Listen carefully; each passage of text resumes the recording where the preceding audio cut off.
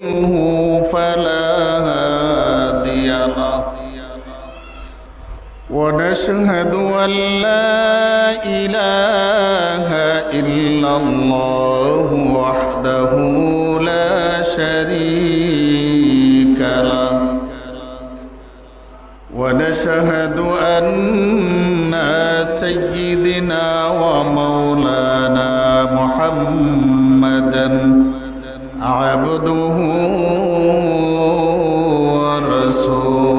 ورسوله أرسله بالحق بشيرا ونذيرا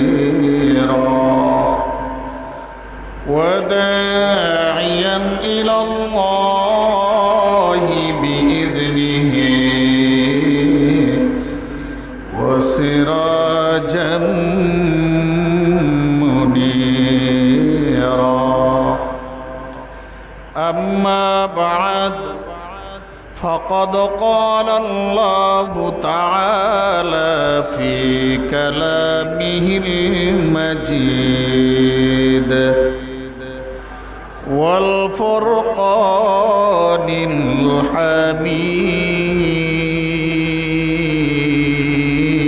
الحميد أعوذ بالله من الشيطان الرجيم بسم الله الرحمن الرحيم إن الله وملائكته يصلون على النبي يا أيها الذين آمنوا صلوا عليه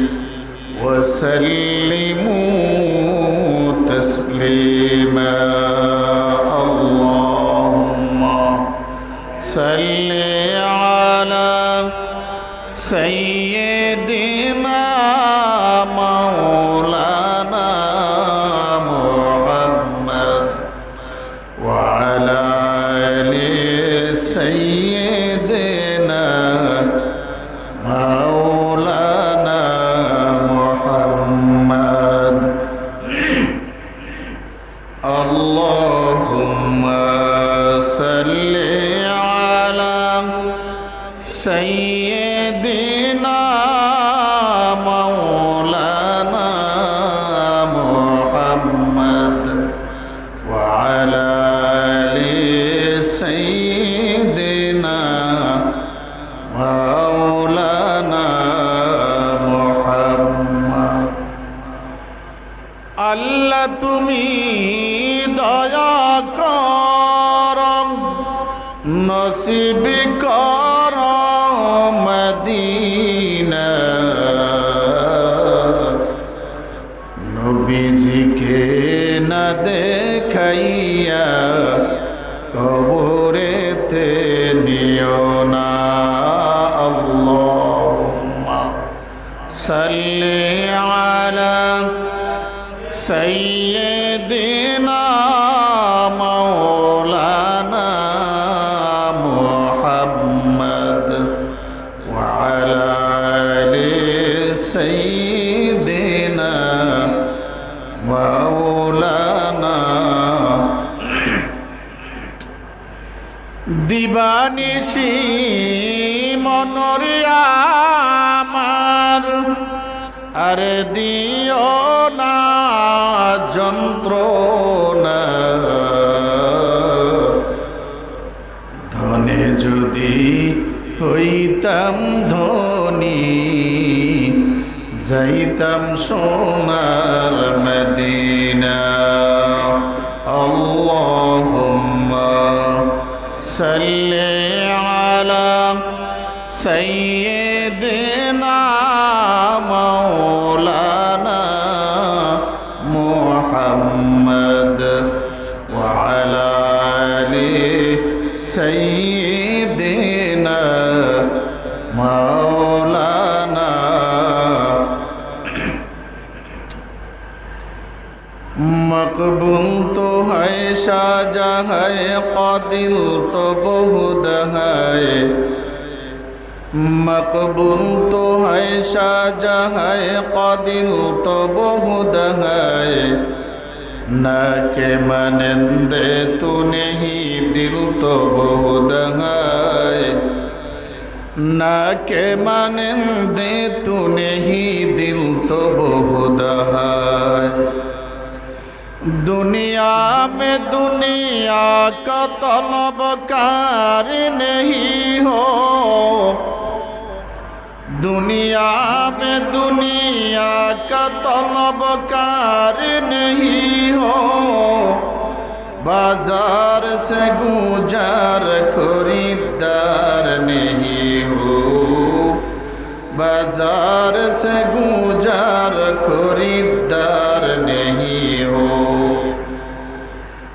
इमामुल अव्वलीन अल आखिरीन बहर सदका रहमतुल लिल आलमीन सय्यिदुल कौनैन खत्मुल मुरसलीन आखिर मदबूद फखरुल अव्वलीन शुद्ध जुदास्त रहमतुल लिल आलमीन मस्जिदे यूं शुद्ध हमारो ज़मीन क़द्रे कुदरत दारी बरकमल अंत हस्बी अंत रब्बी दुल जलाल ला इलाहा इल्लल्लाह ला इलाहा इल्लल्लाह ला इलाहा इल्लल्लाह ला इलाहा इल्लल्लाह ला इलाहा इल्लल्लाह ला इलाहा इल्लल्लाह ला इलाहा इल्लल्लाह ला इलाहा इल्लल्लाह ला इलाहा इल्लल्लाह ला इलाहा इल्लल्लाह ला इलाहा इल्लल्लाह ला इलाहा इल्लल्लाह ला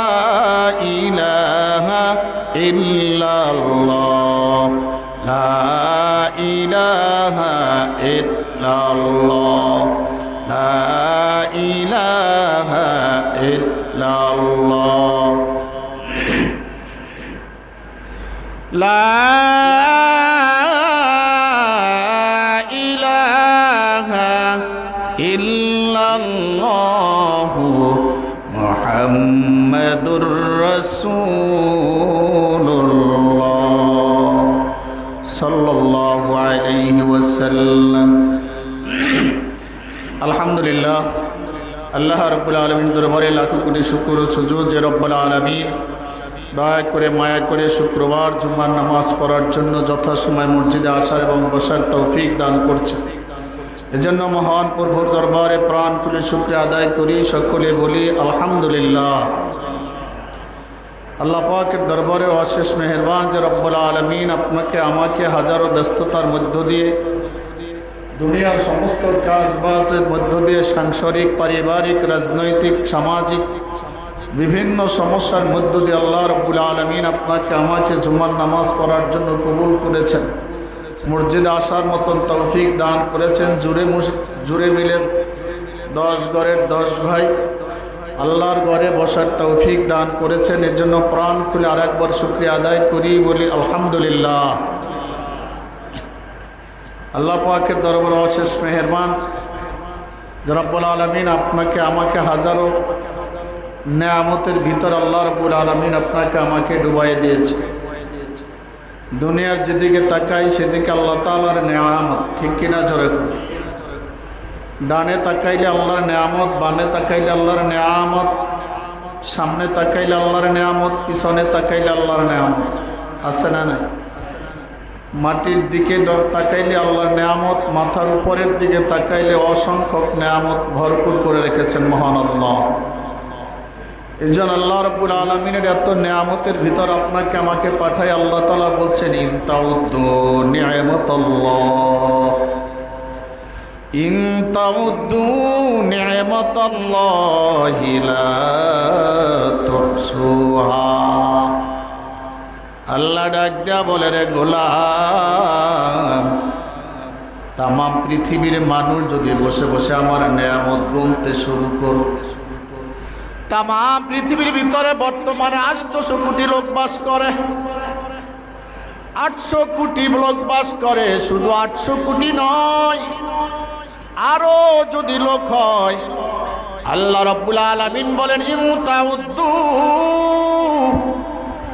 তাম পৃথিবীর মানুষ বসে বসে যদি আমার নেয়ামত গুনতে শুরু করো, ওরে আল্লাহর গোলাম, এত নেয়ামত আল্লাহ দিয়েছেন, গুনতে গুনতে দিন যাবে, মাস যাবে, বছর যাবে, কিয়ামত হয়ে যাবে। আমার আল্লাহর দেওয়া নেয়ামত গুনে শেষ করা যাবে না, যাবে না। এই জন্য শেখ সাদ রহমাতুল্লাহ আলাইহি ডাকদা বলে, শোনো ও দুনিয়ার মানুষ, আল্লাহ রাব্বুল আলামিন আপনাকে আমাকে শুধু মানুষ করে পৃথিবীতে পাঠাইছে। अगर शुक्रे हफ्ताबारूज शुमर, अगर शुक्रे हफ्ताबारूज शुमर, गुजारी ना बशाबे कहजार। আল্লামা সাদি রহমাতুল্লাহ আলাইহি ডাক দিয়ে বলে, শোনো দুনিয়ার মানুষ, তোমরা যদি আল্লাহর নিয়ামত গুনতে শুরু করো গো, আমার আল্লাহ রাব্বুল আলামিন শুধু মানুষ করে পৃথিবীতে পাঠাইছেন। জগতের ভিতরে প্রাণীর অভাব নাই, জগতের ভিতরে সৃষ্টির অভাব নাই, জগতের ভিতরে মাখলুকের অভাব নাই, মাখলুকের অভাব নাই। কোটি কোটি মাখলুক আমার আল্লাহ বানায় রাখছেন। এই কোটি কোটি মাখলুকের ভিতরে ওয়ালাকাদ কাররামনা বানি আদম, আল্লাহ রাব্বুল আলামিন বলে, শুনো তাম পৃথিবীর ভিতরে সবচাইতে মানুষ আমার কাছে দামি। আপনি আর আমি কত ছোট্ট একটা মানুষ, আল্লাহর কাছে সবচেয়ে দামি।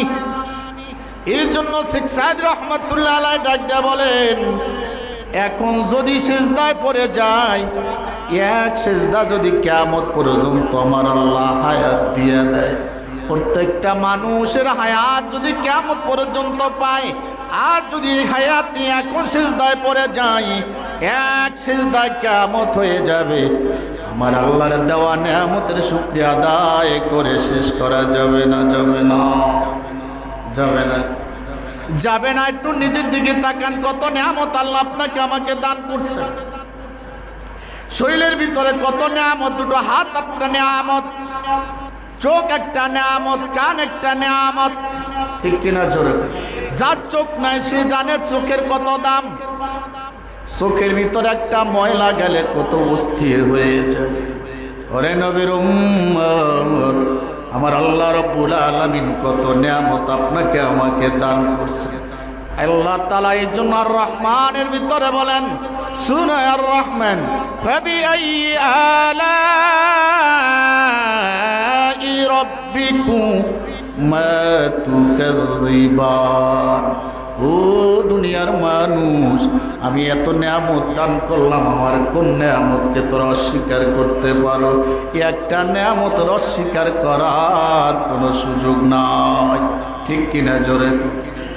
এই জন্য যেদিকে তাকাই সেদিকে নিয়ামত, নিজের দিকে নিয়ামত।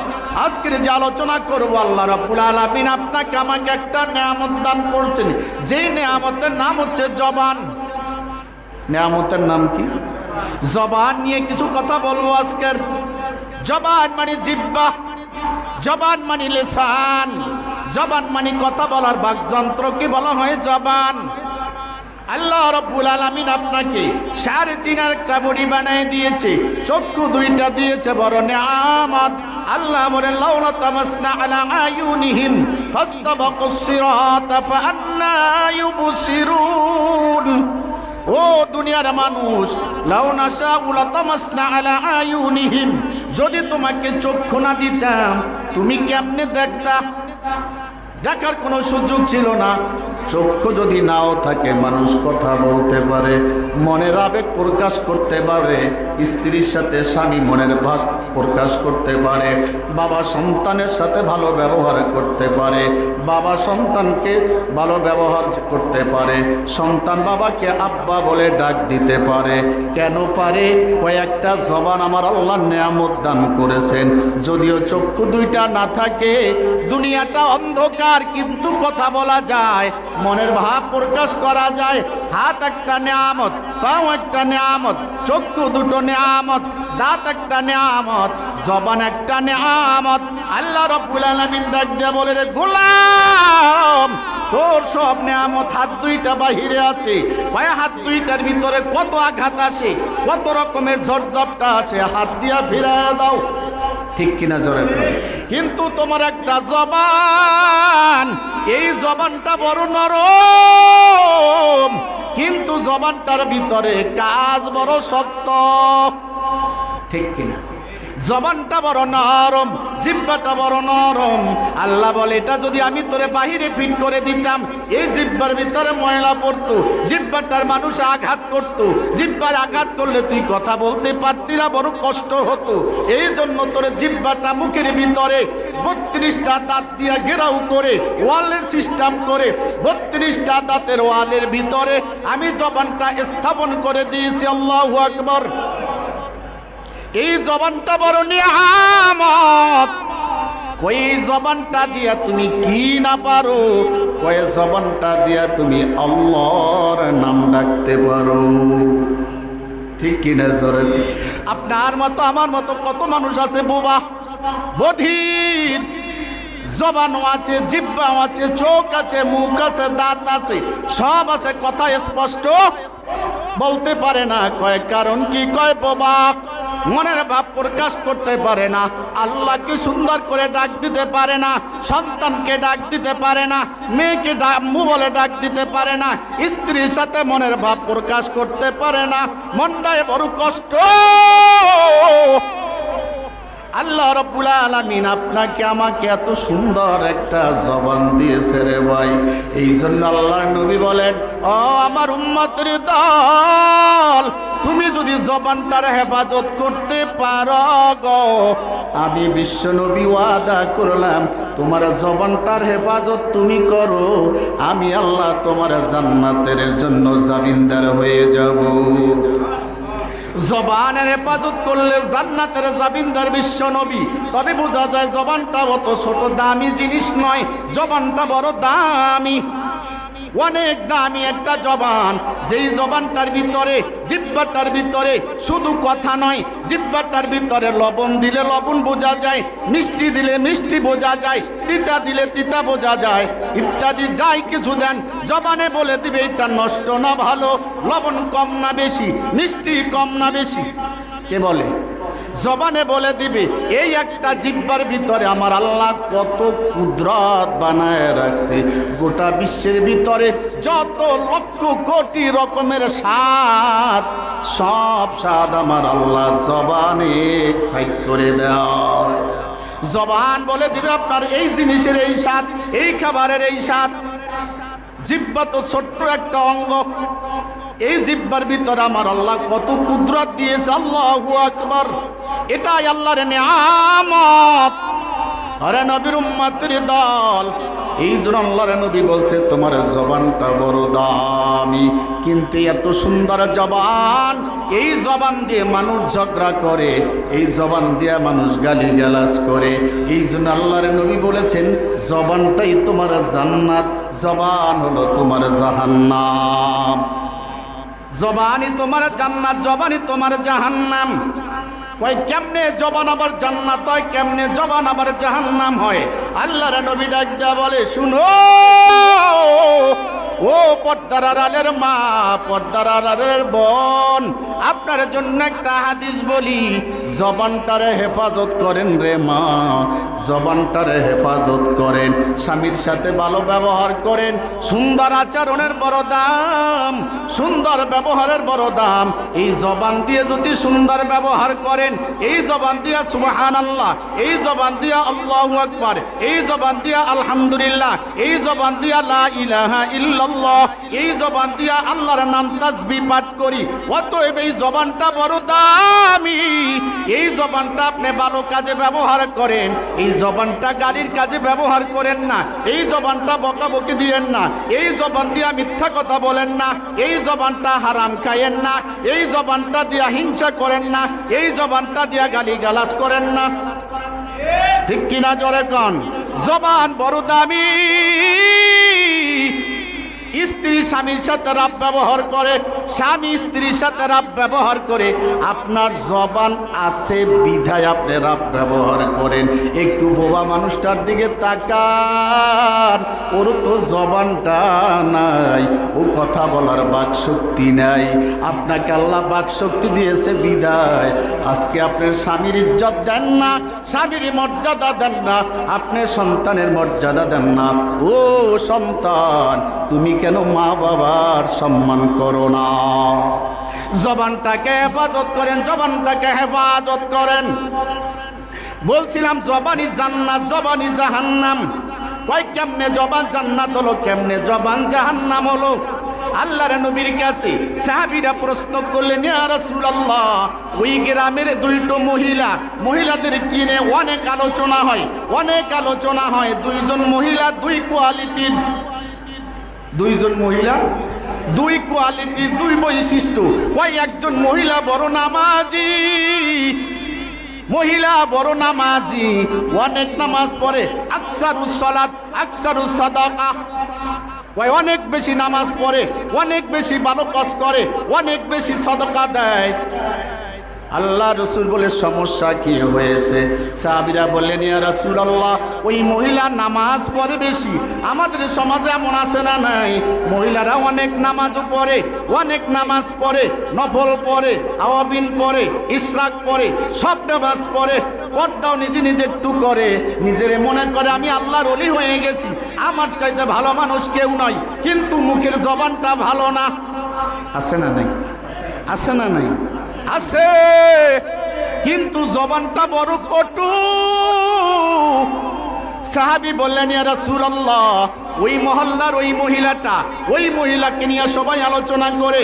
মহিলার কথা, মহিলার ভিতর পর্দা আছে, মহিলা বেশি বেশি নামাজ পড়ে, মহিলা বেশি বেশি সদকা করে, কিন্তু মহিলার আচরণ ভালো না, মহিলার জবান ভালো না, মহিলার ব্যবহার ভালো না, কারো সাথে ভালো ব্যবহার করে না।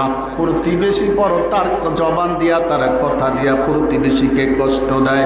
ক্বালা রাসূলুল্লাহ সাল্লাল্লাহু আলাইহি ওয়াসাল্লাম হিয়া ফিন্নার। আল্লাহ নবী বললেন, আমি বলে দিলাম, ওই মহিলা হলো জাহান্নামী। মহিলা কই গেল? জাহান্নামী। কে বলেছেন? বিশ্ব নবী বলেছেন। মহিলার নামাজে ঘাটতি নাই, মহিলার রোজায়ও ঘাটতি নাই। ফরজ রোজা পড়ে, নফল রোজা রাখে, ওয়াজিব রোজা রাখে, ফরজ নামাজ পড়ে, ওয়াজিব নামাজ পড়ে, সুন্নাত নামাজ পড়ে, নফলও পড়ে, অনেক ইবাদত করে, দান সদকাও কম করে না, দান সদকাও করে। এমনও মহিলা আমাদের সমাজেও আছে, কিন্তু আচরণ ভালো না, মনের কথা ভালো না, জবানের ব্যবহার ভালো না, আর কর্কশ ভাষায় কথা বলে, কথায় কথায় গালি দেয়, পুরুষ পোলা পর্যন্ত ভয় পায়। সাবধান, ওই মহিলার কাছে যাস না। ওই মহিলা 10টা পুরুষের চেয়েও বড় তেজি। সমাজ এরকম আছে না নাই?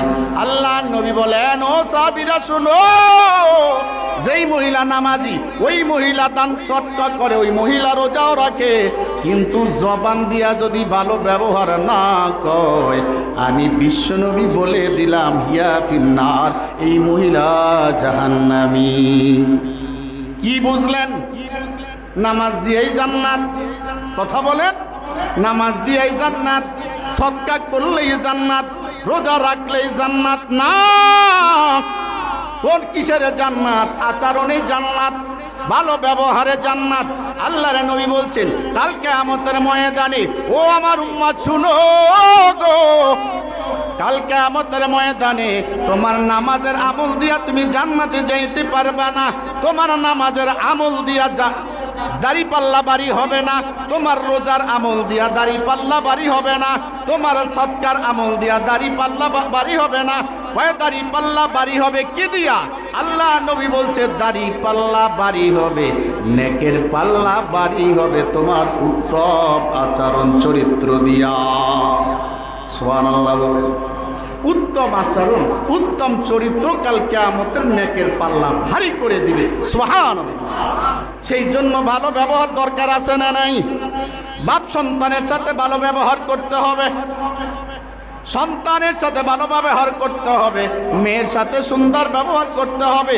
ব্যবহার করার আগে, কথা বলার আগে বুঝতে হবে আমার কথাটা কতটুকু জান্নাতের কাজে লাগে, আমার জবান, আমার কথা কতটুকু দুনিয়াবি উপকার হয়, আমার কথা কতটুকু আখিরাতের উপকার হয়। এই কথা ভেবে এরপরে জবান দিয়ে কথা বলতে হবে, ঠিক কিনা?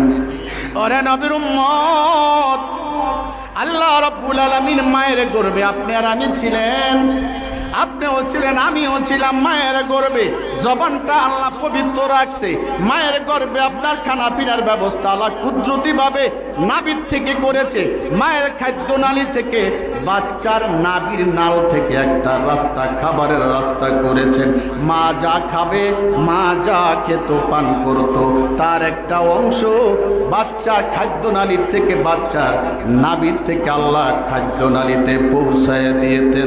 কারণ কয় মায়ের গর্ভের ভিতরে, রেহেমের ভিতরে মুখটা পবিত্র রেখেছেন।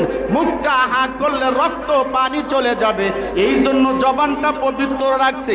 আল্লাহ ডাক দিয়ে বলে, রে গোলাম, তোর মায়ের গর্ভে তোর জবানটা আমি পবিত্র রাখছি, কারণ তুই দুনিয়াতে আমার নামটা আল্লাহ বলে ডাক দিবি, আমার অন্তরটা খুশি হয়ে যাবে, আমি আল্লাহ বড় মহান। এই জন্য তোর জবানটা আমি তোর মায়ের গর্ভে পবিত্র রাখছি, অপবিত্র করি নাই। তোর জবানটা, তোর জিহ্বাটা, দুইটা 32টা দাঁতের ওয়ালের ভিতরে, দেয়ালের ভিতরে আমি হেফাজত করে দিলাম, সংরক্ষণ করে দিলাম। এইবার তোর জবানটা একটু তুই হেফাজত কর। তোর জবানটা বাহিরের আঘাত থেকে আমি হেফাজত করলাম। 32টা দাঁতের ওয়ালের ভিতরে আটকায় দিয়েছি, কেউ তোর জবানে জিহ্বায় আঘাত করতে পারবে না। এইবার তুই আচরণ দিয়া জবানটারে হেফাজত কর, জবানটায় ভালো ব্যবহার কর। আল্লাহ নবী বলে, তুই যদি জবানের ব্যবহার ভালো করতে পারো, জবানের নিরাপত্তা দিতে পারো, জবানের জামিনদার হতে পারো, আমি বিশ্ব নবী তোমার জান্নাতের জামিনদার। আপনি যদি আপনার জিহ্বাটার হেফাজত করতে পারেন, জিহ্বাটাকে যদি আপনি নিয়ন্ত্রণ করতে পারেন, আল্লাহ রাসূল আপনার জান্নাতের দাবিদার, জান্নাতে পৌঁছানোর দায়িত্ব আল্লাহর নবী। এই জন্য আল্লাহর নবী বলেন, ক্বালা রাসূলুল্লাহ সাল্লাল্লাহু আলাইহি সাল্লাম, মান ইয়াজমান, কেউ যদি জবানটাকে হেফাজত করে, লি আমার জন্য কেউ যদি তার জবান হেফাজত করে, ওয়া বাইনাহুমা লাহইয়াই, এবং দুই রানের মধ্যবর্তী লজ্জাস্থানকে হেফাজত করে। কয়টা জিনিস? দুইটা। এক হলো দুই রানের লজ্জাস্থান, দুই রানের মাঝখানে লজ্জাস্থানকে তুমি হেফাজত করো, এই তুমি নিরাপদ রাখো, আর তোমার জিহ্বাটা নিরাপদ রাখো। এই দুইটা জিনিসের গ্যারান্টি তুমি আমাকে দাও, আমি বিশ্ব নবী তোমাকে জান্নাতের গ্যারান্টি দিয়ে দিলাম। এত সহজ। রাসূলুল্লাহ বলছেন, এই দুই জিনিসের গ্যারান্টি দাও, আমি তোমাকে জান্নাতের গ্যারান্টি দিব। তাহলে বোঝা যায় এই দুটো জিনিসের গ্যারান্টি দেওয়া সহজ না, বরং কঠিন। এই জন্য জবানের হেফাজত করতে হবে। এক মহিলা তেমন কোনো নামাজ পড়ে না, নামাজের আমল তার কম, সাদাকার আমল তার কম, যাকাতের আমল তার কম, রোজার আমল তার কম, আল্লাহর হুকুম মানে ফরজ নামাজগুলি পড়ে, ফরজ ইবাদত গুলি বরে, অতিরিক্ত কোনো তেমন আমল তার নাই, কিন্তু তার আচরণ এত ভালো, তার জবান এত ভালো, তার ব্যবহার এত ভালো, তার আচরণে আশেপাশে প্রতিবেশী কেউ কষ্ট পায় না। আল্লাহর নবী বলেন হিয়া ফিল জান্নাহ, ওই মহিলার জান্নাতের সার্টিফিকেট দিয়ে দিলাম। ওরে পর্দার আড়ালের মা, ব্যবহারটা ভালো করেন, ঝগড়া লাগলেই কত বাজে কথা বলেন, কত ফায়েসা কথা বলে, ঠিক কিনা জোরে কোন? জবান দিয়া ফায়েসা কথা বলা যাবে না, জবান দিয়া মিথ্যা কথা বলা যাবে না। সাহাবা ইসমাইনকে আল্লাহ রাসূল প্রশ্ন করে, ও সাহাবী বলো তো পৃথিবীর মধ্যে সবচাইতে গরিব কে? আল্লাহ রাসূল প্রশ্ন করলেন সাহাবীদেরকে, সাহাবী বলো কে সবচাইতে গরিব? গরিব ব্যক্তি আমরা কারে গরিব বলি? যার টাকা নাই, পয়সা নাই, অর্থ নাই, বাড়ি নেই, গাড়ি নেই, কিচ্ছু নাই, আয় নাই, ইনকাম নাই, টাকা পয়সা নাই, এটাই তো গরিব, ঠিক কিনা জোরে কম? এইটাই তো আমরা গরিব মনে করি। আল্লাহর নবী জিজ্ঞাসা করলেন, ও সাহাবী গরিব কে বলো তো? সাহাবীরা বললেন, ইয়া রাসূলুল্লাহ আমরা তো সাধারণত গরিব বলি যেই লোকটার টাকা নাই, পয়সা নাই, অর্থ নাই, ধন সম্পদ নাই, স্বর্ণ গহনা নাই, গরিব মানুষ চেয়ে আনে চেয়ে খায়, এরাই তো গরিব। আল্লাহর নবী বললেন, না না, এরা গরিব না, এরা গরিব না। গরিব কাকে বলে? কয় গরিব বলে আমার উম্মতের মধ্যে এমন উম্মত হবে, কয় নামাজের বোঝা, নামাজের অভাব নাই, রোজার সবের অভাব নাই, অনেক সব আমলের অভাব নাই, কিন্তু কিয়ামতের ময়দানে ওই আমলগুলি বিলি করে দিতে হবে।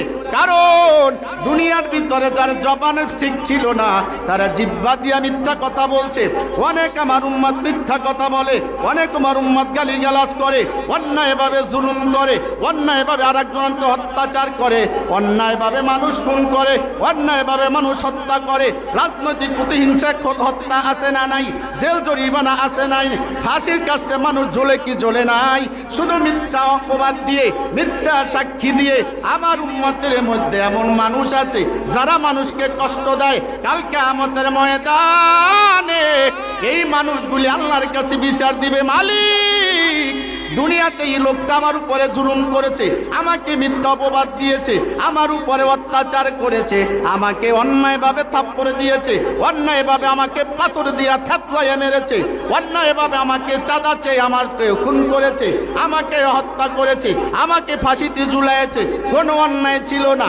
তখন আল্লাহ রাব্বুল আলামিন ডাক দিয়ে বলবে, রে গোলাম এই মানুষের উপর অত্যাচার করেছো, এই মানুষগুলি তোমার উপরে তোমাকে বিচার দায়ের করেছে, এদেরকে তুমি বিচারের ব্যবস্থা করো, এদের তুমি দাবি কিভাবে মানবা, দাবিগুলি তুমি পরিশোধ করো। তখন তার নেক দিয়া পরিশোধ করা শুরু হয়ে যাবে। নামাজের সব দিতে হবে, রোজার সব দিয়া জালেমের যাদের উপরে জুলুম করেছে তাদের নেক দিয়া, তাদেরকে নেক দিয়া দিয়া পরিশোধ করতে হবে। পরিশোধ করতে করতে করতে করতে দেখা যায় তার আমল আর নাই, তার সব আমল নামায় নাই, কিন্তু বিচারকের লোক অনেক দাঁড়ায় আছে, অভিযোগের লোক দাঁড়ায় আছে, মালিক ওই লোকটা আমাকে মারছে, আমাকে হত্যা করেছে, আমাকে গালিগালাজ করছে, অন্যায়ভাবে এলাকার পাওয়ার, ক্ষমতার পাওয়ার, দলের পাওয়ার দেখাইয়া আমার উপর অত্যাচার করেছিল, আল্লাহ আমি বিচার চাই। আল্লাহ বলবেন, বান্দা এইবার তুমি পরিশোধ করো। কেমনে পরিশোধ করবা? নেক তো দেওয়া শেষ, এইবার এই বান্দাগুলির সবগুলি তো দেওয়া শেষ, এইবার এই বান্দাগুলির গুনাহ তোমার আমল নামায় নাও, তুমি এরপরে পরিশোধ করো। এবার অভিযোগকারীদের যত গুনাহ আছে সব এই জালেমের আমল নামায় পৌঁছায় দেবে, এরপরে এই জালেমকে আল্লাহ বিনা হিসাবে জাহান্নামে দিবে। এই লোকটা হচ্ছে সবচেয়ে গরিব। আল্লাহর নবী ডাক দিয়ে বলে, শোনো আমার উম্মতের মধ্যে এই মানুষগুলি হবে কিয়ামতের মধ্যে গরিব, যার কোনো নেক থাকবে না। দুনিয়াতে যাই নেক করেছে সব নেক অন্যায়ের কারণে পরিশোধ হয়ে গেছে, এইবার মানুষের পাপ নিয়ে আসে জাহান্নামে যাবে। এই লোকটা হলো গরিব, এই জন্য জবানের বড় হেফাজত, জবান দিয়া কথা বলার আগে বুঝতে হবে আমার জবানের কথা দিয়া কেউ কষ্ট পাইল কিনা, কোনো প্রতিবেশী কষ্ট পায় কিনা, কোনো লোক মুরব্বী কষ্ট পাইল কিনা, আমার কথা দিয়া বাবাই কষ্ট পাইল কিনা। আমার কথা দিয়া কাউকে গীবত করা যাবে না। গীবত আছে না নাই? সমাজের মধ্যে গীবত আছে না নাই?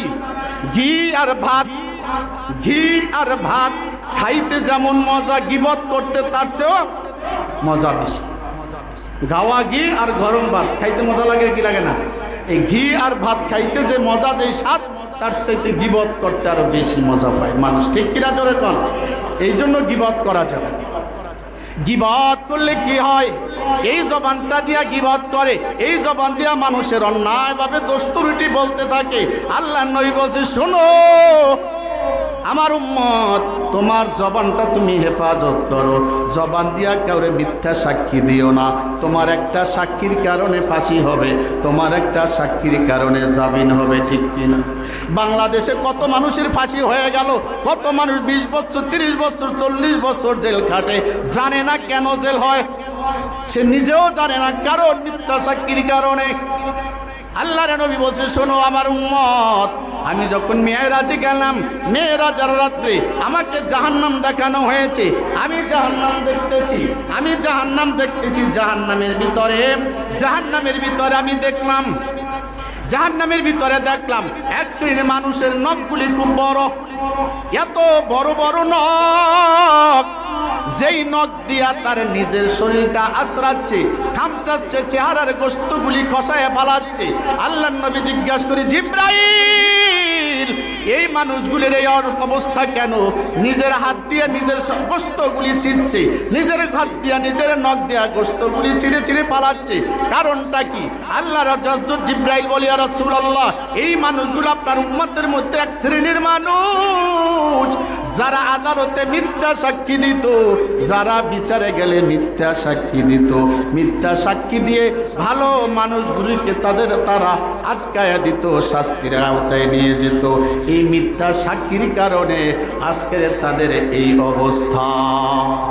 এই জন্য আমার প্রাণ বন্ধুগণ, এই জন্য জবানকে হেফাজত করেন, জিহ্বাটাকে হেফাজত করেন। জিহ্বার হেফাজত করলে জান্নাতের আশা করা যায়।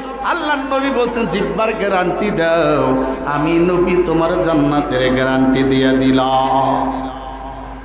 এই জন্য জবানকে হেফাজত করবো, ইনশাল্লাহ রাজি আছি। জবান দিয়ে কথা বলার আগে ছেলের সাথে কথা বলি, মেয়ের সাথে কথা বলি, প্রতিবেশীর সাথে কথা বলি, ব্যবসায়িকের সাথে কথা বলি, ক্রেতার সাথে কথা বলি, পার্টনারের সাথে কথা বলি, ইমামের সাথে কথা বলি, মুসল্লিদের সাথে কথা বলি, কমিটির সাথে কথা বলি। এভরিওয়ান যার সাথে কথা বলবো, কথা বলার আগে ভাববো আমার জবান দিয়ে যেন কেউ কষ্ট না পায়। ঠিক কিনা জোরে কন? রাজি আছি সবাই? আমার জবান দিয়ে যেন কাউকে কষ্ট দেব না, আমার এই জবান দিয়ে কাউকে আঘাত করব না, আমার এই জবান দিয়ে আঘাত করে কথা বলবো না। কারণ শুনেন, তরবারির আঘাতের চেয়ে জিহ্বার জবানের কথার আঘাত মারাত্মক। রাসূলুল্লাহ সাল্লাল্লাহু আলাইহি সাল্লাম বলছেন, যারা মানুষকে জবান দিয়ে কষ্ট দেয়, মিথ্যা কথা দিয়ে জিহ্বা দিয়ে মানুষকে যারা কষ্ট দেয়, তারা কাল কিয়ামতের মাঠে গরিব হয়ে যাবে। তাদেরকে ওই মানুষের কাছ থেকে যে কষ্ট দিয়েছে, যাকে কষ্ট দিয়েছে, সে যদি মাপ না করে তাকে আল্লাহ মাপ করবে না। এই জন্য সম্মানিত মুসল্লি ভাই, আপনাদের কাছে আমার অনুরোধ, ওয়াজ শুনলেই চলবে না, কিছু আমলে রাখতে মনে রাখতে হবে যে এই শুক্রবার আমি একটা কথা আমল করব, কি? আমার জবানটাকে হেফাজত। এখন জবান হেফাজত কেমনে করবেন? মাধ্যমটা কি? জবানে হেফাজত করার মাধ্যম হচ্ছে জিকির। সুবহানাল্লাহ। জবান হেফাজত করার মাধ্যম কি? জিকির। আপনি বসে বসে জিকির করেন, একলা থাকেন জিকির করেন, দোকানে বসে আছেন জিকির করেন, ঘরে বসে জিকির করেন, দেখবেন জবান হেফাজত হয়ে গেছে। ঝগড়া লেগে গেছে, হেফাজত জিকির করেন। হযরত আবু বকর আর একজন সাহাবী, হিন্দু একবার বেদুইন, একজন সাহাবী, রাসূলুল্লাহ সাল্লাল্লাহু আলাইহি ওয়াসাল্লাম সাহাবী হযরত আবু বকর আর একজন বিধর্মী, দুইজনের মধ্যে ঝগড়া। আবু বকরকে খুব গালিগালাজ করতেছে, ইহুদি আবু বকরকে কি করতেছে? খুব গালিগালাজ করতেছে। আবু বকর চুপ থাকে, সব শুনতেছে। আল্লাহর রাসূল এই পাশ দিয়ে যাচ্ছে, দেখতেছেন ওই ইহুদি আল্লাহর রাসূলের সাহাবী আবু বকরকে খুব গালাগালি। আল্লাহর রসুল একটু অপেক্ষা করে ওয়েট করে একটা মিষ্টি হেসে দিয়ে চলে গেছে। মিষ্টি মিষ্টি হাসতেছে, কিন্তু আবু বকর কোনো জবাব দিচ্ছে না। একটু পরে আবু বকর অসহ্য হয়ে যখন ইহুদির জবাব দিলেন, তখন আল্লাহ রসুল মুখটা বেজার করে চলে গেলেন। আবু বকর চিন্তা করলেন যে এতক্ষণ আমাকে এই ইহুদি গালিগালাজ করলো, নবীজি দেখলেন আর মিষ্টি মিষ্টি হাসলেন। আমি জবাব দিলাম, রসুল্লাহ জবানটাকে তার মুখ মলিন করে চলে গেলেন। ব্যাপারটা কি? হযরত আবু বকর আল্লাহ রসুলকে গিয়ে জিজ্ঞেস করলেন, পরে ইয়া রাসূলুল্লাহ, আমাকে গালিগালাজ করলে আপনি শুনে মিষ্টি মিষ্টি হাসলেন, আর আমি জবাব দিলাম আপনি মুখ মলিন করে চলে আসলেন, ব্যাপারটা তো বুঝলাম না। তখন আল্লাহ রসুল বলেন, আবু বকর, যখন ইহুদি তোমাকে গালিগালাজ করতেছিল অন্যায়ভাবে, তখন আমি দেখতেছিলাম তোমার পক্ষে আল্লাহর রহমতের ফেরেশতা তার কথাগুলি জবাব দিচ্ছে। এই জন্য আমার কাছে খুব ভালো লাগছিল। কিন্তু যখন তুমি কথার জবাব দিতে শুরু করেছো, ফেরেশতা চলে গেছেন, এই জন্য আমি চলে এসেছি। এই হাদিসতে আমার শিক্ষা, আমাকে যদি কেউ গালি দেয় আমি চুপ থাকবো, গালি দেব না, জবান দিয়ে জিকির করতে থাকবো, গালি বন্ধ হয়ে যাবে। আপনার পক্ষ থেকে একজন রহমতের ফেরেশতা গালির জবাব দিতে থাকবে। আল্লাহ রাব্বুল আলামিন আমাদেরকে কবুল করুক, জবানকে হেফাজত করার তৌফিক দান করুক বলে আমি। একটি কথা হলো ইস্কন। এই ইস্কনের ব্যাপারটা আমরা 5ই আগস্টের পরে ইস্কনের একটা ঝড়ঝানটা আমাদের বাংলাদেশে আমরা টের পেয়েছিলাম। এই ইস্কন এরা একটা হিন্দু প্রজাতি, এরা আবার বাংলাদেশে মাথা চারা দিচ্ছে। আমরা এই ইস্কন বাংলাদেশে, যেখানে শতকরা 95% মুসলমানদের দেশ, এই মুসলমানের দেশে কোনো হিন্দুত্ববাদী কোনো ইস্কন মুসলমানদের উপরে নেতৃত্ব করে মুসলমানকে মারবে, হত্যা করবে, শিকল দিয়ে মসজিদের ইমাম সাহেব আলেম ওলামা নিয়ে বেঁধে রাখবে, এটা আমরা চাই না। এটা আমরা চাই না, এটার প্রতিবাদ করতে হবে। ইস্কন কিসের ইস্কন? বাংলাদেশ ওলি আল্লাহর দেশ, হযরত শাহজালালের দেশ, হযরত শাহপরানের দেশ, হযরত শাহ মাহদুমের দেশ, হযরত শরিয়তুল্লাহ রহমাতুল্লাহ আলাইহির দেশ। এই দেশে কোনো ইস্কন মাথা চারা দিতে পারে না। আমরা সরকার বাহাদুরের কাছে বলতে চাই, আমাদের অভিযোগ, আমাদের আবেদন, এই মুসলমান, আমরা মুসলিম, আমরা শান্ত প্রজাতির একটা মানুষ, আমরা এই দেশের ভিতরে উচ্ছৃঙ্খল করতে চাই না, আমরা শান্তিতে বসবাস করতে চাই, ঠিক কিনা?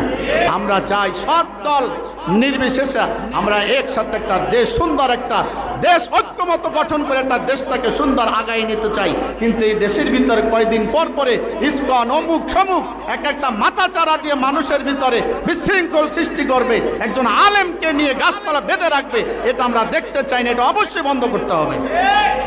আমরা সরকার বাহাদুরকে বলতে চাই, এই যে কোনো মূর্তি হোক, যে কোনো ভাবেই হোক, ইস্কন বন্ধ করে দেন, মাথা চারা দিতে দেওয়া যাবে না। আল্লাহ রাব্বুল আলামিন ইসলামের শত্রু, দেশের শত্রু,